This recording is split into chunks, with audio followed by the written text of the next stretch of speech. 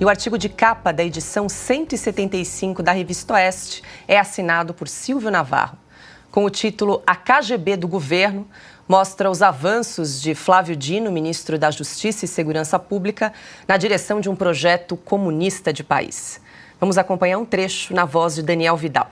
Uma novidade na Praça dos Três Poderes é a proximidade de Flávio Dino com alguns ministros do Supremo. Ele conversa com frequência tanto com Alexandre de Moraes quanto com Luiz Roberto Barroso. Nós derrotamos a censura, nós derrotamos a tortura, nós derrotamos o bolsonarismo. Foi o responsável por levar, pela primeira vez desde a década de 1930, um magistrado do STF ao palanque da UNE. A UNE é um dos braços do Partido Comunista do Brasil, sigla que Dino frequentou desde a juventude. Só se filiou ao PSB tempos depois, por arranjo estadual. O berço comunista explica a tentativa de transformar a Polícia Federal numa espécie de KGB soviética. O relacionamento com modelos totalitários não é uma novidade, embora esteja mais escancarado nas mãos do atual ministro. Tá, então, um trecho da reportagem de capa escrita por Silvio Navarro. Vou pedir para a produção também exibir a charge dessa semana, que você pode acompanhar no site da Revista Oeste, do nosso cartunista Schmock. Essas e outras charges você acompanha no site revistaoeste.com. Só pedindo a você, se você receber nas suas redes sociais, grupos de WhatsApp, de Telegram, essa charge, não esqueça de reproduzir com o logo da Oeste e também com o logo do nosso cartunista Schmock, para prestigiar a arte e o trabalho, né, o reconhecido trabalho do nosso cartunista parceiro aqui da casa.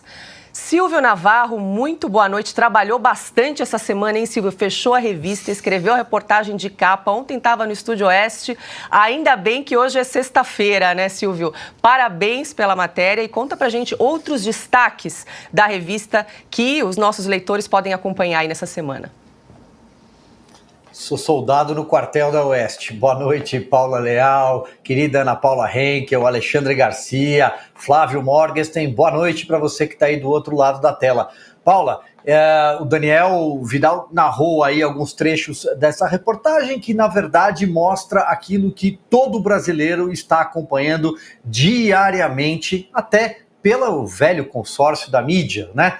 A Polícia Federal, todo mundo tem aquela imagem dos tempos da Lava Jato, passava uma viatura da Polícia Federal, era aplaudida, virou filme, né, símbolo do combate à corrupção no Brasil. A Polícia Federal está sendo aparelhada e utilizada como uma polícia ideológica, como uma polícia de Estado.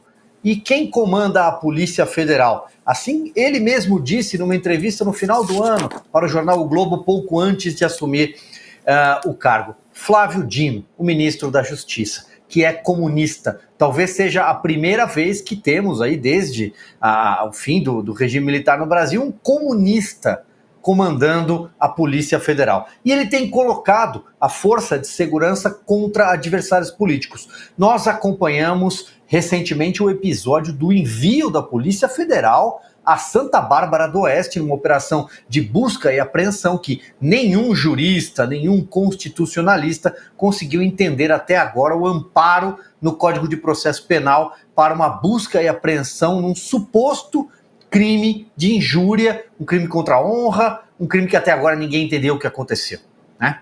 Então, isso também se repete com a proximidade dele com o ministro Luiz Roberto Barroso, com o ministro Alexandre de Moraes, e, entre outros tantos exemplos desse pacote, batizado de pacote da democracia, que não tem nada de defesa da democracia, que é levar para a cadeia, não é mais tornozeleira eletrônica, é cadeia, quem xingar, insultar uma nova casta, talvez um foro super privilegiado em Brasília. O presidente da República, o vice, os 11 ministros do Supremo, o procurador-geral e o vice-presidente, além dos presidentes da Câmara e do Senado. Seria o foro super privilegiado, confisco de bens para quem cometer esse tipo de crime. Ou seja, parece com muita coisa menos com democracia, a menos que seja uma democracia relativa. Aí, enfim. Boa, Silvio. E que outros destaques aí da revista que você pode trazer para a gente nessa semana, Silvio? Paulo, temos ótimos artigos. Eu acabei de falar do Luiz Roberto Barroso. O Alexandre Garcia escreveu um artigo sobre uma operação abafa, né, quase uma cortina de fumaça, e talvez só mesmo os nossos colunistas, os nossos programas ainda lembrem do escândalo, da escandalosa declaração do ministro Barroso num congresso político da UNE, que é comandada pelo PCdoB. Ao lado dele estava, aliás, o Flávio Dino. Nós derrotamos o bolsonarismo. Quase uma extensão do Perdeu Mané, que ele disse nos Estados Unidos recentemente. Augusto Nunes escreveu sobre a decisão do ministro Alexandre de Moraes em relação aos moradores de rua e como isso é um verdadeiro avanço, né? Continuação de um avanço sobre prerrogativas de outros poderes e de outras esferas da República. Daqui a pouco talvez não seja mais necessária a figura do prefeito, né? José Roberto Guzzo, imagino que vamos falar sobre o artigo dele ao longo do programa, e eu queria citar na verdade um artigo e uma entrevista de duas integrantes do Oeste Sem Filtro. Uma tal de Paula Leal fez uma entrevista brilhante com a deputada indígena Silvia Huayapí, e ela conta sobre a humilhação, sobre a perseguição, a discriminação, por simplesmente ela pensar fora da caixa da esquerda, fora dessa bolha. E ela diz assim: por que o índio precisa ser condenado a viver em 1500?